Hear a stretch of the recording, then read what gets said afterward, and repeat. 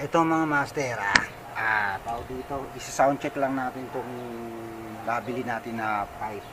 So, tingnan natin kung ano yung pinaka-tunog niya, no? So, tara, testingin lang natin.